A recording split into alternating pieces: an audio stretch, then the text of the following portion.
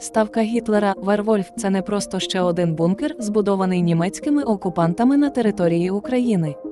Це було ціле підземне місто, стратегічно важливий об'єкт, який відігравав значну роль у Другій світовій війні. Розташований неподалік Вінниці, «Вервольф» служив головним командним пунктом для проведення військових операцій на Східному фронті, а деякі дослідники припускають, що навіть і для подальших бойових дій у напрямку Ірану та Індії. Ставка Гітлера «Вервольф» з німецької перекладається як «Вовкулака», розміщувалася за 8 кілометрів на північ від міста Вінниця біля селища міського типу Стрижавка. Збереглися документальні свідчення того, що попереднє будівництво польової ставки на Східному фронті планувалося біля Лубен Полтавської області. Але там досить активно діяли партизани, а Вінниця була більш віддаленим і затишним містом. Крім того, вона мала вигідне транспортне розташування на шляху майбутньої трансєвропейської магістралі Гамбург-Готенланд. Будівництво ставки Гітлера «Вервольф» велося на ділянці лісу завдовжки близько 2,5 кілометра і завширшки близько 300 метрів. Для порівняння, ділянка розміром 2,5 кілометра на 300 метрів – це дуже велика територія. Її розміри можна порівняти з декількома міськими кварталами, великим парком або сотнями футбольних полів. І це тільки наземна її частина. Загальну площу підземних споруд «Вервольфа» можна порівняти з площею декількох багатоповерхових будинків. Це дає нам уявлення про масштаби ставки «Вервольф», яка займала значну територію і була одним з найбільших бункерних комплексів на території України. Будівництво «Вервольфа» розпочалося восени 1941 року. Вибір місця розташування не був випадковим. Лісисті пагорби біля Вінниці забезпечували природний захист, а відносна близькість до фронту дозволяла швидко реагувати на зміну військової обстановки. Історичні джерела свідчать, що основні будівельні роботи було виконано німецькою військово-будівельною організацією ТОТ, а також ще 5 німецькими будівельними компаніями – Галаса, Кока, Вашкун, Зондерштейна та Неймана, робітниками яких були вільно наймані громадяни Німеччини і Польщі. Місцеве населення і військовополонені Червоної армії були задіяні на важких роботах, спорудження котлованів, видобуток граніту в кар'єрах поза центральною зоною. За час будівництва ставки загинуло близько 2000 в'язнів, а тих, які залишилися живими, у квітні 1942 року було вивезено і про їх подальше життя досі невідомо. Існує версія, за якою будівництво німцями ставки «Вервольф» здійснювалося на основі вже існуючих укріплень, споруджених ще влітку 1938 року для радянського командування. А також, що існували розгалужені підземні ходи, які з'єднували «Вервольф» з іншими таємними об'єктами. Комплекс був спроектований за принципом модульності, що дозволяло швидко розширювати або змінювати його конфігурацію залежно від потреб. Загалом «Вервольф» складався з 2 зон.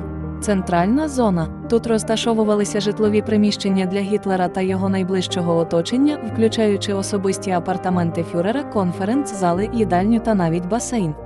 Загальна зона – ця зона об'єднувала командні пункти, комунікаційні центри, склади, гаражі та інші службові приміщення.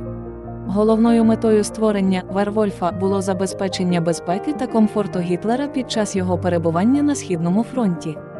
Крім того, ставка мала слугувати потужним командним центром, з якого можна було керувати військовими операціями на великій території.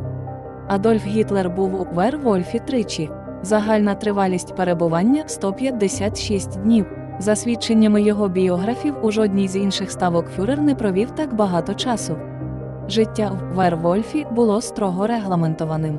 День Гітлера був розписаний по хвилинах, включаючи робочі наради, прийоми їжі, фізичні вправи та відпочинок.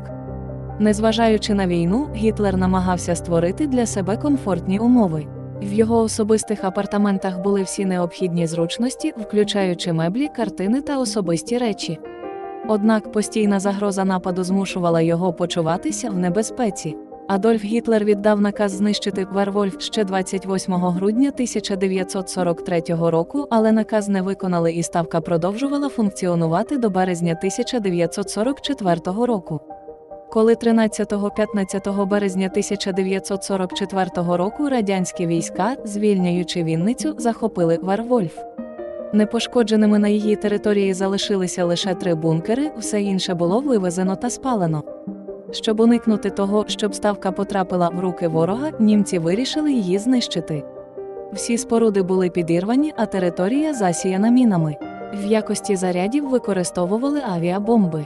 Вибух був настільки потужним, що залізобетонні шматки вагою 100-200 тонн розлетілися на відстань до 60 метрів. Підземну частину бункерів затопило водою. Таким чином, один з найважливіших символів нацистської окупації України перетворився на руїни. Хоча ставка Гітлера Вервольф була реальним історичним місцем, з часом навколо неї наросло багато легенд та міфів. Ці історії, передаючись з уст в уста, набували все більш фантастичних рис і часто перепліталися з місцевими фольклорними мотивами. Підземні ходи. Кажуть, що від ставки відходили довгі підземні ходи, які вели в невідомому напрямку. Деякі легенди стверджують, що ці ходи з'єднували Вервольф з іншими секретними об'єктами нацистів. Скарби. Існує безліч легенд про сховані на території ставки скарби, золото, зброю, документи. Наукові експерименти. Деякі легенди стверджують, що на території ставки проводилися таємні наукові експерименти, пов'язані з розробкою нових видів зброї або навіть створенням надлюдей. Привиди. Кажуть, що вночі на території ставки можна зустріти привидів загиблих солдатів і цивільних.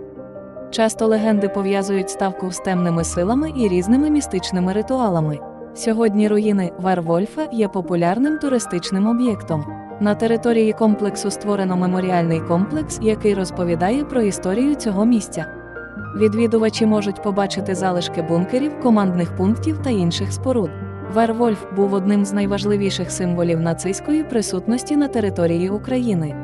Саме в Вервольфі приймалися рішення, які вплинули на хід Другої світової війни. Ставка Гітлера Вервольф – це не просто історична пам'ятка, а скоріше символ трагічних подій, які відбувалися на території України під час Другої світової війни.